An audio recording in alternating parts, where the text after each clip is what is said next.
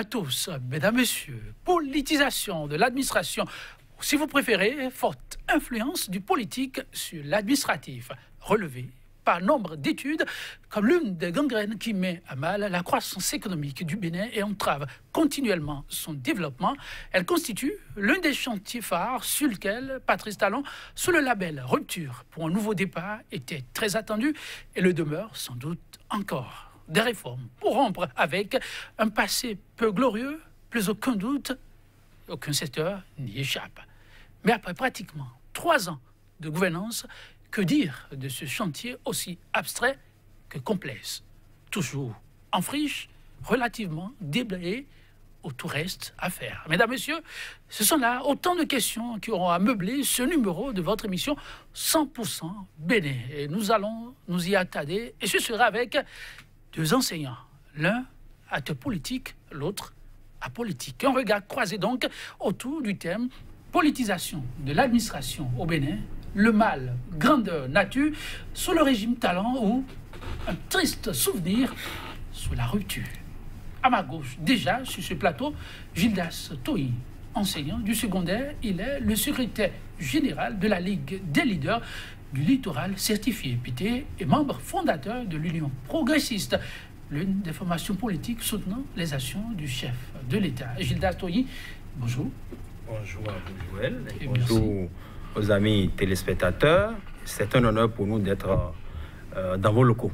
Sachez-le, le plaisir est partagé. Nous n'aurons de cesse de le dire.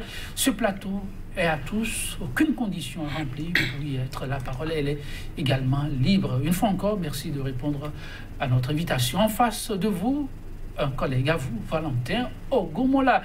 L'homme est enseignant aussi, professeur de sciences mathématiques. Il est un observateur de la vie sociopolitique sur le continent et spécifiquement au Bénin, un cas qui lui tient particulièrement à cœur. Valentin Ogomola, bonjour. Oui, bonjour monsieur Joël Yetondi et bonjour chers téléspectateurs. Merci pour votre invitation. Sachez-le, c'est aussi un plaisir de vous savoir. Le plaisir est partagé. La réflexion et la technicité aux sachants, la politique aux acteurs politiques. Unanime sur le principe, les gouvernants, dans leur ensemble, sous bien des cieux, peinent toujours à joindre l'acte à la parole. Les rares États faisant exception donnent à croire que le pari est tenable. Dans cette optique, depuis le 6 avril 2016, l'option est épousée et vantée par l'actuel locataire du palais de la Marina. Nous sommes donc au Bénin, Patrice Talon. Depuis ce jour, à cette date-ci, de l'eau, vous vous en doutez, mesdames, messieurs, a sans doute coulé sous les ponts. Le chantier alors de la dépolitisation de l'administration béninoise, comment peut-on l'apprécier à ce jour? Je me retourne vers vous, Gildas Toyi. Comment l'observez-vous, ce vaste chantier? Merci de m'avoir donné la parole. Je dirais que beaucoup d'efforts sont faits. C'est vrai, il reste à faire. Mais il faut déjà commencer par reconnaître ce qui est fait. Et je commencerai par le secteur dans lequel j'interviens. Je suis enseignant secondaire. J'ai des autorités qui me dirigent, à savoir les censeurs, les directeurs et les surveillants. Désormais, c'est clair et c'est reconnu à l'unanimité des enseignants qui interviennent dans le secondaire que nos différents responsables sont nommés en fonction de leur grade. On ne verra plus, et cela est clair désormais dans nos collèges, des moins gradés qui dirigent des plus gradés. Fini ça. C'est fini, c'est révolu. Au temps de Talon, c'est fait. On ne reviendra plus sur ça. Donc, c'est déjà un pas important. Et quand nous sortons de là, quand on parle de politisation, je voudrais simplement faire remarquer qu'il y a des gens qui sont nommés à des postes de responsabilité, non pas à cause de leur couleur politique, mais plutôt à cause de leurs compétences. Je prendrai le cas de M. Jacques Ayadji, que je vais citer en exemple. Aujourd'hui, il est directeur des grands travaux. Je suis tenté de vous interrompre là. Ouais. Pourquoi pas essayer de faire ensemble notre balade au niveau de différents secteurs d'activité, si vous permettez. Nous allons donc nous retourner vers votre collègue qui est du corps, qui peut-être ne fait pas la même observation que vous. Pourquoi pas? On va lui donner la parole. Oui, Valentin Ogomola, c'est un pari. Il va falloir le tenir. Un engagement du chef de l'État. Bientôt 3 ans, ne restera que 2 sur ce chantier aussi complexe que dense. Quel est le regard que l'observateur porte sur le travail abattu jusqu'à présent? Merci, monsieur le journaliste. Je ne serai pas aussi optimiste que le collègue monsieur Tony. D'entrée de jeu, je tiens à souligner. Il a parlé peut-être des directeurs, des censeurs, des surveillants. Je reste un peu perplexe, je ne suis pas totalement convaincu parce que je continue, moi, de voir des douaniers bien gradés aux côtés des directeurs très jeunes, très jeunes. Maintenant, est-ce que M. Tony va me dire que ces directeurs-là sont plus gradés que ces doyens? Je ne pense pas. Donc, voir un directeur moins gradé diriger un doyen, ce n'est pas... c'est pratiquement monnaie courante, je pense. En tout cas, c'est mon avis. Je voudrais aussi, puisqu'il a abordé le secteur de l'éducation, je voudrais dire à l'entame, juste à la prise de pouvoir du président de la République, il y a eu tollé dans le monde de l'enseignement. Oui, je me rappelle tout comme si c'était hier, où nous avons parlé dans notre secteur de la confession des cartes scolaires pour les enseignants et pour tous les apprenants du Bénin. Ben, chose curieuse, qu'est-ce qu'on nous a annoncé? Le marché est confié à quelqu'un. C'était qui? Un frère du président de la République. On a parlé entre-temps d'un certain monsieur Talon qui aurait gagné le marché. Ça a créé un tollé. J'ai même suivi sur votre chaîne l'intervention d'un représentant du ministre qui était intervenu. Vous voyez. Maintenant, puisqu'il y a eu ce tollé, dans la foulée, on a dû essayer de revoir les cartes. On a essayé de morceler les marchés, de partager, appeler quelques sociétés à la rescousse pour que cela ne paraît pas trop flagrant. Est-ce que vous voyez? Donc, moi, le résultat reste quand même mitigé à mon niveau. Et je continue de croire que d'autres efforts se feront, sinon ce n'est pas encore convaincant. C'est mon avis. Encore convaincu que d'autres efforts se feront. Si vous suivez un peu votre vis-à-vis, qui, en passant un peu en revue les données, pense que n'eût été la vigilance du peuple, eh bien, depuis, restant au niveau de ce secteur, on aurait pu assister au pire. Ça fait exact? Non, moi, je lui concède son appréciation. Je lui concède ça. Moi, je dirais simplement que j'ai parlé des responsables au niveau des collèges. Oui. C'était mon point de départ. Tout à fait. J'y reste. J'y reste en disant, quand il parle de doyen, je ne sais pas le contenu.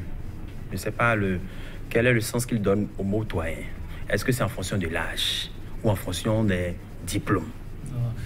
Donc, je ne voudrais pas qu'on fasse la confusion. Ça, en fonction de l'âge, ça doit être le parcours. C'est mieux de lui donner la parole puisqu'il est là. Exactement. Le doyen, c'est par rapport à l'âge? Non, du tout pas. Il sait très bien de quoi je parle. Il sait très bien de quoi je parle. Il n'est pas rare de voir des gens très bien diplômés qui sont dans le métier il y a un moment, très bien gradés, et des cadres A, et qui sont pratiquement au dernier échelon et qui sont peut-être à 5 ans, 3 ans de leur retraite, mais qui sont dirigés par des directeurs jeunes, des directrices qui sont très jeunes. Vous êtes sérieux? Exactement. On peut vous suivre après l'émission et faire des constats? Exactement. Je vous dis, monsieur, vous êtes journaliste et ce qu'on devrait constater chez vous, vous devriez normalement faire votre travail. Et cette information, en temps normal, c'est vous qui devriez nous l'apporter. En tout cas, on fait des pieds et des mains pour aller chercher là où on n'est pas supposé être. On a des données à notre niveau, mais des cas précis que vous évoquez là, on serait heureux de les avoir. En plus de je l'espère vivement. On va pouvoir vous suivre tout à l'heure pour voir un peu si on peut glaner quelques données là et présenter à nos téléspectateurs. Oui, là, vous voulez des précisions, eh bien, vous les avez. Oui, mais ça là, je n'appellerai pas ça des précisions. Ah bon? Parce que moi, je continue pas à remettre en cause ce qu'il dit. Je continue pas à remettre en cause. Pour moi, c'est pas parce qu'on a les cheveux blancs qu'on est doyen. Non, il n'a plus dit. Non. Et je crois que c'est réglé définitivement ce problème-là. Vous ne verrez plus dans les collèges désormais des moins gradés diriger des plus gradés. c'est révolu. Le ministre Kapouma, il a été clair, hein, il a été très clair sur ça. Je veux qu'il évoque des cas précis. Donc, vous n'allez pas lui demander sur ce plateau de nommer des gens. Vous savez, pour la morale, l'éthique, et puis... Mais je croyais qu'on était venu pour dire la vérité. Oui, c'est pour dire la vérité. Alors, mais le nom des personnes... Quelle est sa vérité à lui? Pour les chaînes de télévision comme les nôtres, on fait beaucoup attention. Lui, il a tenu ses propos. On veut bien, avant qu'on appelle le nom de Rémi, que nous puissions nous-mêmes aller constater que Rémi est dans le cas d'espèce. Vous imaginez que ce qu'il dit, c'est peut-être un fait qui date d'il y a 2 mois et qu'entre-temps, le gouvernement a dû corriger et qu'on continue de citer le nom de Rémi. Non, il n'y a pas eu de nomination il y a 2 mois. Il n'y en a pas eu. C'est depuis la rentrée que c'est fait. Et, tout ce qui on a commencé la rentrée depuis le 17 septembre. Mais il n'a qu'à évoquer des cas clairs. Moi, je dis... On va évoluer avec votre permission. On ne citera aucun nom sur ce plateau dans ce cas d'espèce-là. Oui, allez-y. Il n'y a pas de cas. Le ministre Kapouma Ouyon a pris la résolution de régler ce problème-là. Maintenant, il ne faut pas faire la confusion. Vous pouvez être peut-être gradé et qu'on vous approche et vous refusez d'être nommé. Puisqu'il y a des professeurs qui trouvent que c'est contraignant le poste de responsabilité de directeur ou de censeur. Moi, j'en connais qui trouvent que c'est contraignant. Il y en a. C'est vrai que c'est rare. Vous connaissez désormais des plus gradés, diriez pas des moins gradés, mais dans ce cas, ce sont des gens qui ont... Oui, ils ont rejeté l'offre carrément. Ils ne veulent pas... Bon, je ne dirais pas ça. Je ne dirais pas ça. Alors, parce que je dirais... On reste au niveau de ce milieu. Oui. Vous pensez qu'on peut décerner carte blanche aux autorités sur toute la ligne, où il y a encore des paradigmes à revoir? Bon, vous savez, l'œuvre humaine est à pas faire.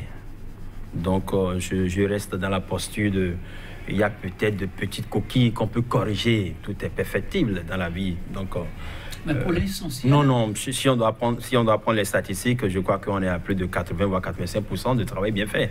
Ne serait-ce que sur ce point précis du secteur. On reste au niveau de ce secteur. Vous avez des apports autres que ceux-là évoqués à partager avec nous? J'ai comme l'impression que mon collègue a tendance à balayer du revers de la main l'autre exemple que j'ai donné tout à l'heure concernant la confection des cartes scolaires. Vous savez, la politisation à outrance de l'administration publique a pour corollaire la corruption, le clientélisme, la gabegie, le népotisme, ainsi de suite.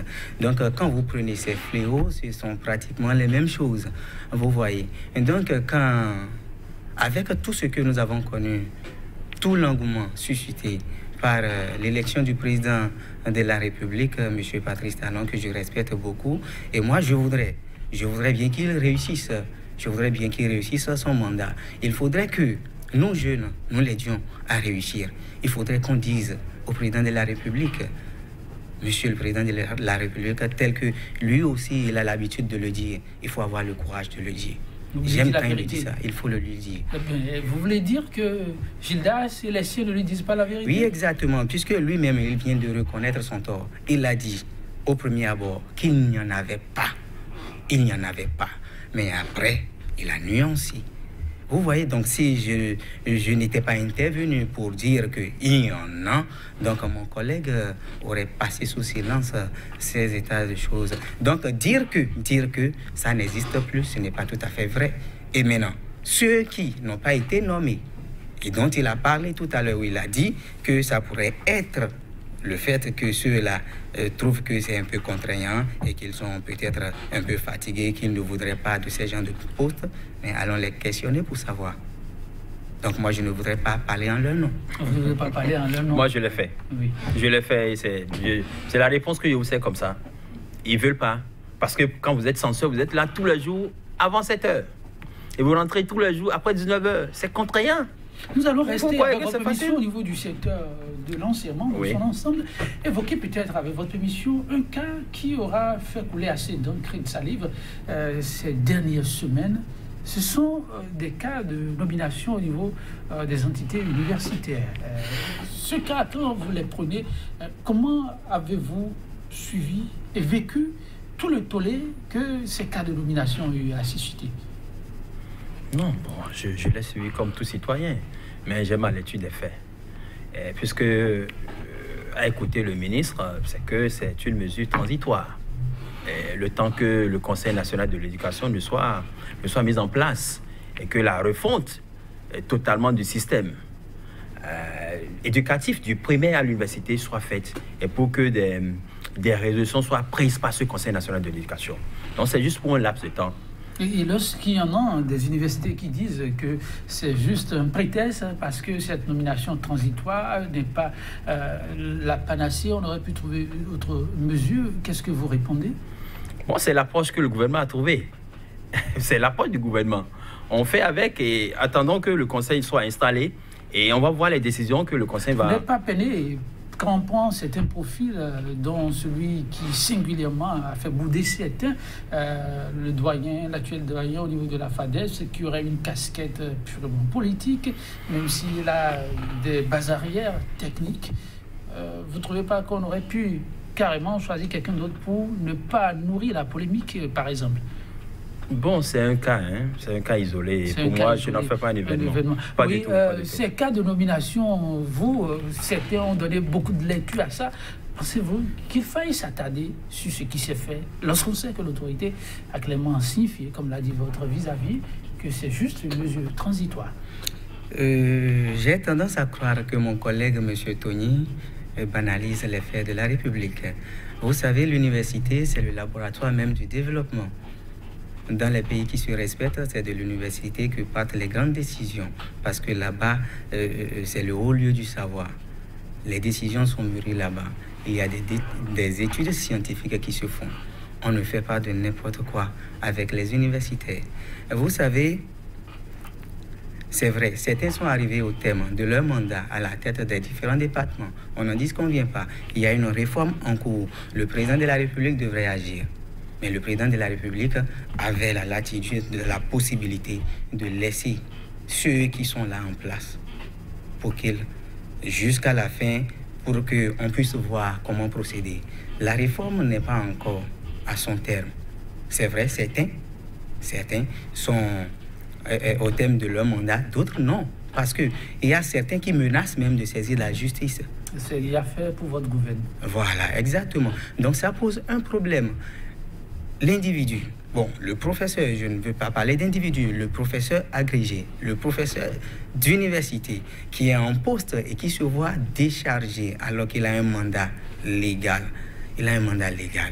Il y a une loi qui encadre cela et qui lui permet d'être en poste. Mais sous un prétexte de réforme, on l'enlève de son poste, on le fait remplacer par quelqu'un qui puisait, comme vous venez de le dire. Et peut-être un partisan, ça pose un problème, ça crée des frustrations. Et ces genres de situations ne sont pas de nature à préserver la paix dans un pays. Vous savez, tout peut partir de l'université. Nous avons vu en Côte d'Ivoire. Ce n'est pas loin. Nous ne voudrions pas que cela arrive dans notre pays. L'université, il faut faire très attention là-bas. Voyez-vous, tout récemment, j'ai vu le ministre de l'Enseignement supérieur qui a dénoncé certaines choses qui se passent à l'université. Il paraît même que des étudiants disposent de leur police et qu'ils mènent des activités qui ne sont pas forcément des activités qui entrent dans le cadre académique et des activités à déplorer. Vous voyez, et quand on va dans ces genres de milieux et qu'on crée la zizanie, qu'on crée du désordre. Bon, vous pensez que sur ce sujet, il faille l'apprécier avec un peu plus de tact, de sérénité et de rigueur. Exactement. En tout cas, Toyi, pour l'heure, c'est, on peut dire, le temps des concessions, puisque de part et d'autre, on a admis qu'il faille se revoir à un moment donné, puisque l'autorité a reçu les concernés et a promis faire l'étude qui s'impose, quitte à revenir sur la décision si cela s'impose avec toute l'équipe gouvernementale. Vous évoquiez tout à l'heure, parlant de notre sujet, politisation, c'est tout un ensemble, tous les secteurs, quand on en parle. Vous voudriez évoquer quelques autres cas, autres que ces secteurs-là? Non, je voudrais parler des travaux publics.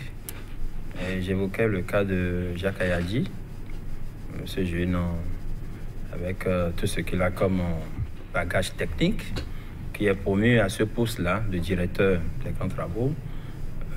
On ne me dira pas que c'est à cause de sa coloration politique. Je voudrais aussi citer le cas de M. Arouko Aubin, directeur du CNSR. Là aussi, il faut aller interroger les statistiques aujourd'hui pour comprendre les prouesses qui sont faites par ce jeune dynamique-là. Donc, quand je pense à ces deux cas, je dis, on peut peut-être, on peut dire a priori qu'il y a beaucoup d'efforts qui sont faits au niveau des nominations. Le gouvernement en place, le gouvernement de la rupture, ne tient pas compte de votre coloration, mais plutôt plus de vos compétences. Moi, c'est ma lecture des faits. Et on peut peut-être me contredire, mais je voudrais que ça soit fait avec des preuves et sur lesquelles on peut peut-être faire le débat. Vous êtes là sérieux en le disant, oui, Valentin. Bon, là, d'autres cas évoqués au niveau d'autres sociétés, pas que le secteur de l'éducation. Oui, monsieur le journaliste, mon collègue, monsieur Tony, semble un peu trop droit dans ses bottes. Oui, un peu trop droit dans ses bottes. Parce que, vous savez, en prenant le pouvoir, le président de la République, monsieur Patrice Talon, nous avons fait des promesses. Il nous avait fait des promesses, pardon. Et donc, le peuple béninois l'attend vivement, surtout la jeunesse. Il avait parlé de ce que, pour les nominations, que lui, il ferait des appels à candidature. Jusqu'à ce jour, nous attendons, nous ne voyons pas. L'information n'est pas disponible. Nous cherchons, nous n'en trouvons pas. Vous savez, il a parlé du ministère des Travaux publics, où beaucoup de choses se font. C'est un ministère qui a un budget colossal, où beaucoup de choses se gèrent. Parlant de compétences, j'attends de voir.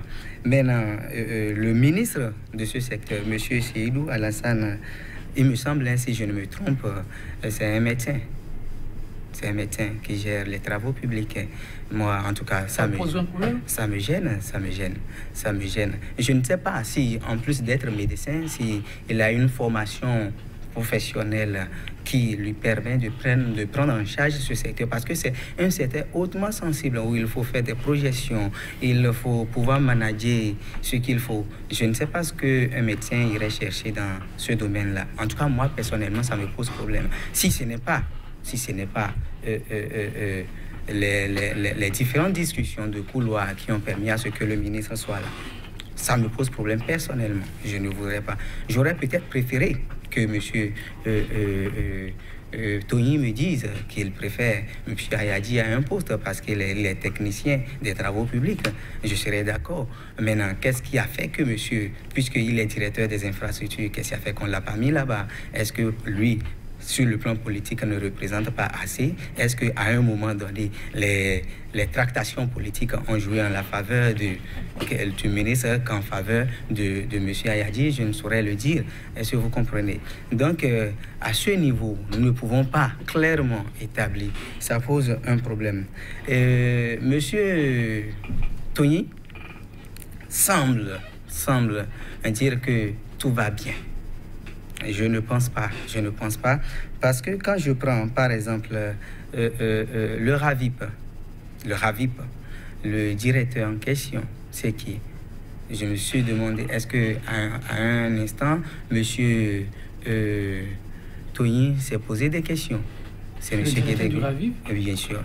Je veux parler, il me semble, de monsieur Guédégui.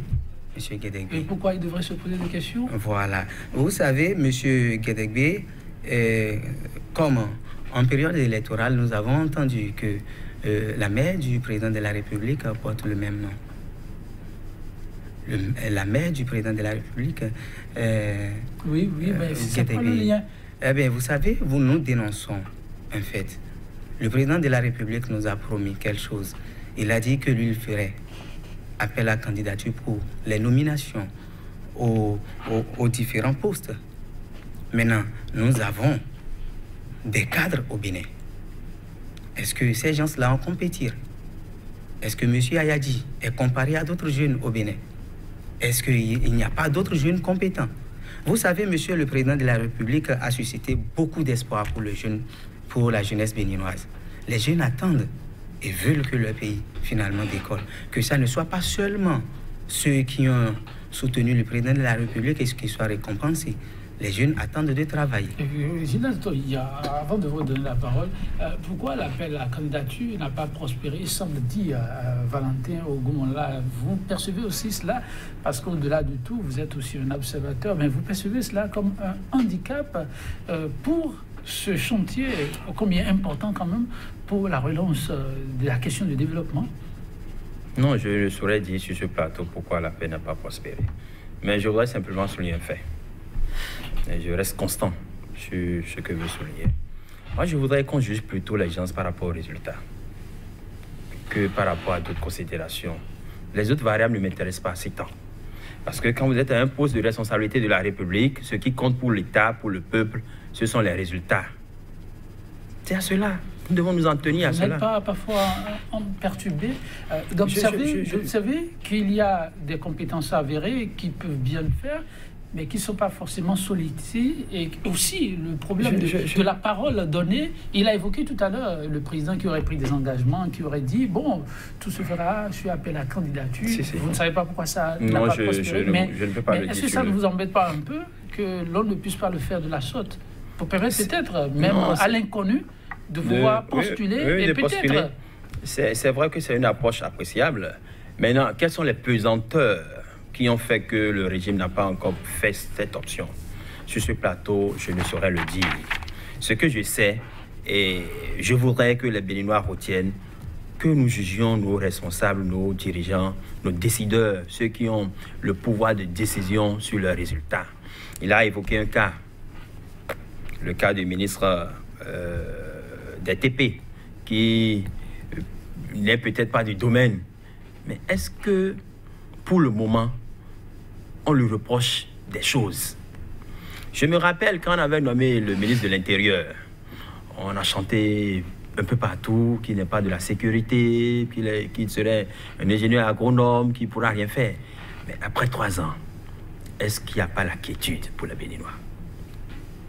Malgré qu'il ne soit pas de la corporation, est-ce que nous n'avons pas la paix? Bon, je ne dirais pas que nous avons l'insécurité à taux zéro, mais est-ce que, dans une grande proportion, nous n'avons pas la sécurité? Pourtant, ce monsieur n'est pas du secteur. Ça veut dire qu'on peut faire beaucoup de choses. Moi, je voudrais qu'on juge nos responsables par rapport aux résultats. Alors, moi, je m'en tiens à cela. Au moment-là, cette approche, comment vous la trouvez? Il donne un exemple. Le ministre de l'Intérieur, on ne saurait l'oublier. Que de tollé n'avons-nous pas eu? Oui, l'homme est là. Et votre vis-à-vis vous invite sur le chantier des résultats en termes de sécurité et de tirer vous-même la conclusion. Oui, je comprends M. Tony dans sa posture. Il est politicien. Donc, je ne m'attends pas à ce qu'il approuve à 100% ce que je dis. Mais moi, en tant qu'observateur, je dis qu'il faut mettre du bémol. Vous savez, les résultats, tout le monde peut l'atteindre. L'efficacité, c'est possible pour tout le monde. Mais moi, je compte beaucoup plus sur l'efficience. Oui, il faut atteindre l'efficacité, il faut atteindre les objectifs, mais avec les ressources minimales. Les ressources. Est-ce que vous voyez? En termes de développement, ça compte? Bien sûr, ça compte pour beaucoup. Vous savez, il a parlé de quiétude au Bénin, c'est relatif. Récemment, à Porto Novo, nous avons vu une dame qui a été assassinée en pleine ville. Mais le ministre était là. Actuellement, il le sait très bien parce qu'en plus d'être mon collègue, nous vivons dans une zone où on n'est pas très loin, on est pratiquement voisins. Vous savez, dans notre quartier, récemment, en plein midi, je vous dis, un homme assassiné dans sa propre maison par des délinquants. L'insécurité. Sérieux là? Exactement. Pas un cas isolé? Pas du tout. Vous savez, ce sont des indicateurs. L'insécurité a peut-être disparu des plateaux de télévision. Je suis d'accord. Mais le Béninois... L'insécurité disparue des plateaux de télévision. Ah ben, vous savez... L'insécurité sur des plateaux de télévision? Eh bien, vous savez, la télévision a une force. C'est vrai. Je vous assure. Il suffit que, dans une journée, qu'il y ait un incident quelque part et que les différentes chaînes que nous avons amplifient cela. La population aura l'impression de ce que le pays s'embrasait. Est-ce que vous voyez? Mais aujourd'hui, ce n'est plus le cas.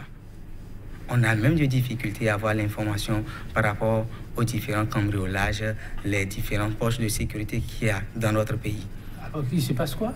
Moi, j'ai comme l'impression que beaucoup de choses se passent. Vous savez, par exemple, cette situation dont je vous parle, qui s'est produite dans ma zone, que je regrette beaucoup. Et au passage, je présente mes condoléances les plus attristées aux parents éplorés. C'est vraiment douloureux que de perdre un parent dans ces conditions-là. Vraiment. Mais c'est un citoyen qui a besoin aussi de protection. Il est chez lui, je vous dis. Il était chez lui. Vous voulez dire que c'est sciemment que les chaînes ne relèvent plus ces informations ou quoi? Je ne saurais le dire. En tout mais cas, il y a un problème. Gildas Toyi, vous hochiez la tête tout à l'heure lorsqu'il évoque ces cas. Je lui ai posé la question tout à l'heure de savoir si ce sont des cas patents ou, comme ça arrive, vous avez dit l'insécurité zéro n'existe pas, c'est à cela qu'il faut l'attribuer. Ou toujours la question du positionnement. C'est vrai que ça va être difficile de dire le contraire, mais vous avez promis l'objectivité dans les interventions. C'est pourquoi on est là. Non, je vais simplement revenir sur les cas qu'il a évoqués pour dire que vous avez bien fait. Est-ce que ce ne sont pas des cas isolés? Et qu'il me cite en exemple un pays dans lequel la sécurité est à 100%. Non, on ne saurait lier cela au profil du ministre. Pas du tout. Mettez même un général là, comme ministre de l'Intérieur, on aura tout un faible taux quand même d'insécurité. Mettez le plus gradé dans notre armée là, comme ministre de l'Intérieur, mais on aura toujours un taux d'insécurité. Et ce n'est pas ici, sous nos cieux seulement, hein. Allez aux États-Unis. Regardez tout ce qu'ils ont comme dispositif sécuritaire. Pourtant, Ben Laden a fait ce qu'il a fait. Quand on cite le cas de la France, regardez tout ce qu'ils ont comme arsenal de sécurité. Pourtant, il y a toujours des cas, il y a toujours des actes qui sont commis au quotidien en France. C'est pour vous dire quoi? On n'aura jamais la sécurité 100%. Chacun de nous va peut-être prendre les dispositions pour aider un peu les forces de l'ordre qui font déjà beaucoup. Alors, sur ces questions de nomination, les tollés vont au-delà des chaînes de télévision. Un cas qui n'aura échappé non plus à personne, ce sont les acteurs portuaires qui, dans la foulée, avant que cette société ne soit confiée à la grande entreprise qui aussi a suscité une réaction, le chef de l'État a rencontré les acteurs portuaires au détour de la nomination annoncée avant que la société en question ne prenne en main la gestion de la grande entreprise pour de l'économie nationale. À l'occasion, le chef de l'État a servi une petite réponse qui a fait le tour des réseaux sociaux. Chers invités et chers téléspectateurs, je vais vous inviter à revivre cet instant d'intervention et après nous reviendrons sur ce plateau pour apprécier les questions de nomination. La régie. Moi, vous ne pouvez rien faire. Qu'est-ce que vous allez dire à la base? Vous allez aller en grève parce que j'ai nommé un directeur général qui est un illettré, incompétent, tout, mais qui est un partenaire politique important. Vous allez en souffrir, mais vous ne pouvez rien faire. Alors, les données politiques parfois semblent s'imposer. En tout cas, au travers de l'intervention du chef de l'État, il a exprimé sa volonté de bien faire les choses, mais l'homme n'est pas seul. Gildas Toyi, oui. La réalité du pouvoir. Oui, moi je constate avec... je suis peut-être peiné. Peiné en ce sens où, quand je vois les différents présidents de la République du Bénin, ils viennent toujours pouvoir dans l'élan de faire mieux. Mais j'ai l'impression, avec ma petite expérience, qu'il y a des pesanteurs internes comme externes qui étouffent leur ardeur. Moi, j'ai ovationné pratiquement les 2 premières années de Yaya Boni. Parce qu'il était partout, on venait au service à l'heure, il y avait des cahiers qu'on signait. Il avait fait la marche contre la corruption. J'ai applaudi. J'ai dit, voilà le Messie qui est venu pour la République. Mais patatras, tout a écoulé. Mais je constate aussi que, avec toute la volonté du président, son Excellence, M. Patrice Talon, les gens sont dans l'élan de le freiner. C'est-à-dire, ils veulent l'accompagner pratiquement à échouer. Ah, oui, moi, c'est l'impression que j'ai. Elle est personnelle. Mon impression, elle est personnelle. C'est mon opinion sur ce qui se passe. C'est-à-dire, toutes les fois où un dirigeant vient comme ça, je ne sais pas si c'est la classe politique du interne ou alors les pesanteurs viennent de l'extérieur, je ne sais pas. Mais je constate avec regret. Et là, on me l'a chanté, on me l'a rappelé, mais mes parents me l'ont rappelé, que c'est comme ça qu'Éric aussi, en 72, avait de très belles ambitions pour ce pays. Mais quelques années après, tout est à l'eau. Eh bien, est-ce qu'il n'y a pas aussi une certaine complicité? Le chef dit clairement, oui, vous allez bouder, vous allez dire quoi? J'ai nommé un nul et tout ce que vous avez suivi là. Mais c'est un partenaire de taille, a-t-il dit. Est-ce qu'il ne constate pas qu'au-delà de sa volonté, il y a quelque chose qui s'impose à lui et qu'il faut faire avec? Et là, est-ce que c'est forcément les autres ou la réalité du terrain? Moi, je crois que c'est la réalité du terrain. Moi, je crois. Oui. C'est ma lecture des faits. Okay. La lecture des faits, Valentin Ogunla. Merci, monsieur le journaliste. J'écoute mon vis-à-vis, monsieur Tony, et j'ai comme l'impression que pesanteur sur pesanteur, finalement, le président de la République, son Excellence, monsieur Patrice Talon, finira par jeter l'éponge. C'est l'impression qu'il me donne. Parce qu'il y a trop de pesanteur, finalement, qui l'empêche de démarrer. Et pourtant, quand il prenait le pouvoir, il nous a promis de faire des miracles. Il l'a dit sur le plan international. Il a dit au thème de mon mandat de 5 ans, je promets faire des miracles. Nous attendons depuis ferme ce miracle-là. Mais quelque chose a retenu mon attention dans ce qui a été dit. Il a dit, je peux nommer un nul, quelqu'un qui n'a pas la compétence.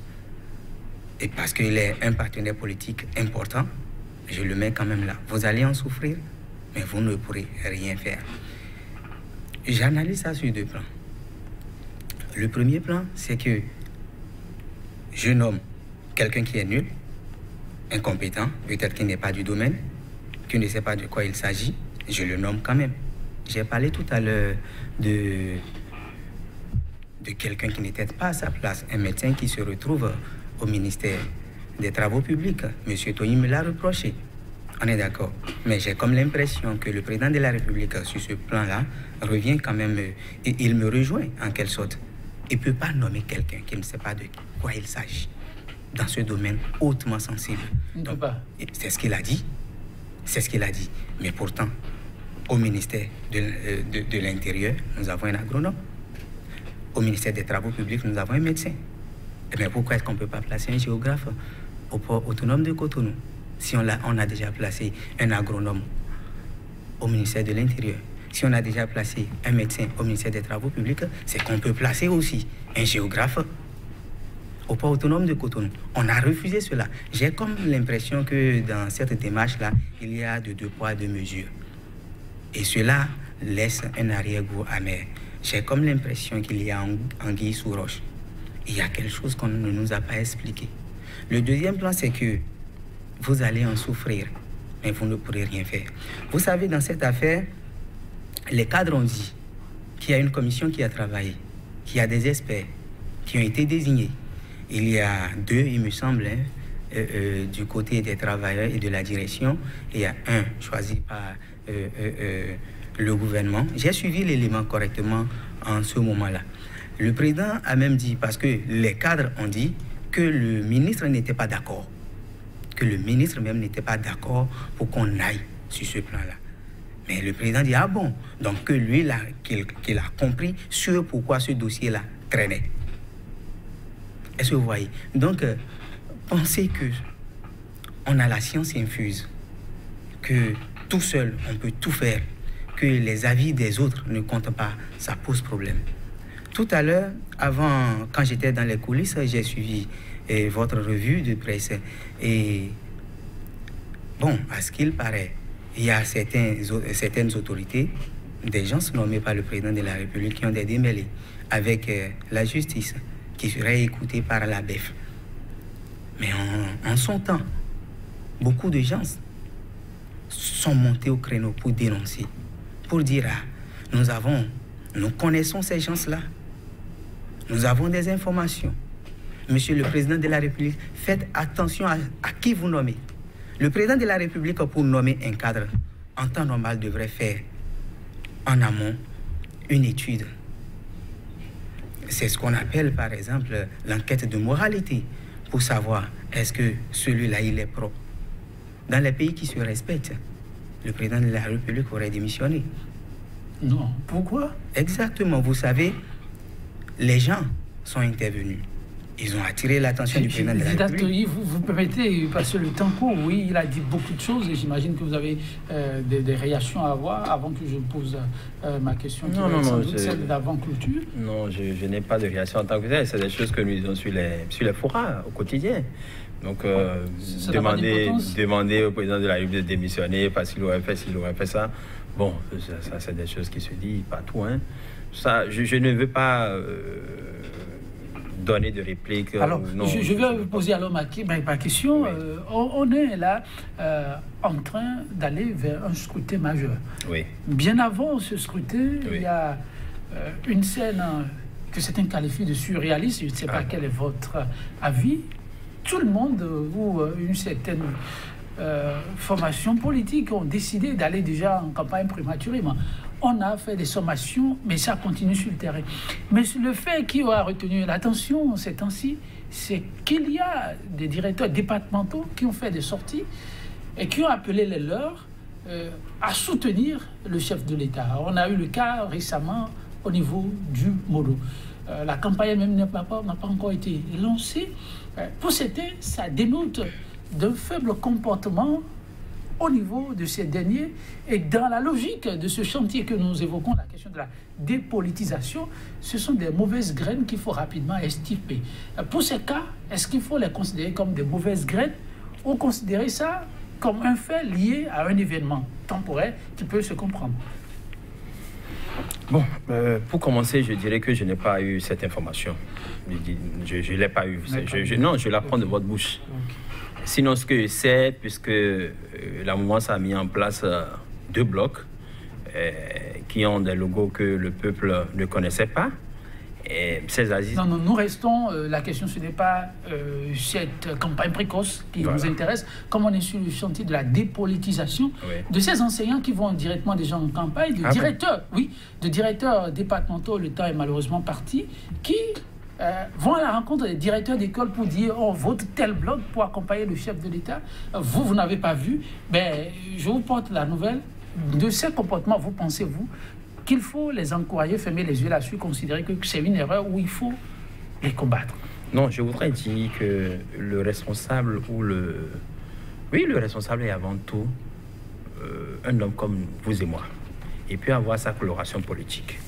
S'il le fait dans le cadre qui n'est pas lié à son activité, je comprends. Si je ne choisis pas un week-end, je décide de rencontrer mes collègues enseignants pour leur dire, pour moi, je voudrais que vous m'accompagniez pour tel bord politique. Bon, ça n'a rien à voir avec mon activité, mon secteur d'activité. Directeur départemental, il y a une influence sur vos pairs, directeurs d'école. Vous les invitez, vous dites... Bon, je crois que les enseignants sont d'un certain âge.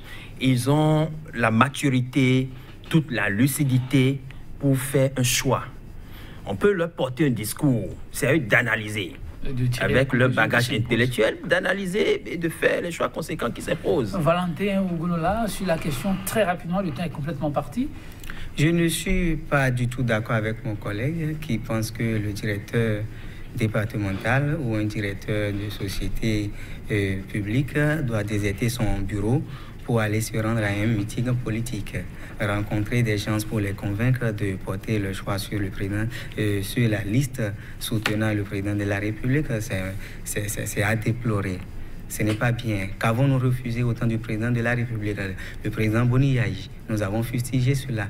Nous avons refusé à ce que les gens utilisent les moyens de l'État pour aller en campagne. Vous savez,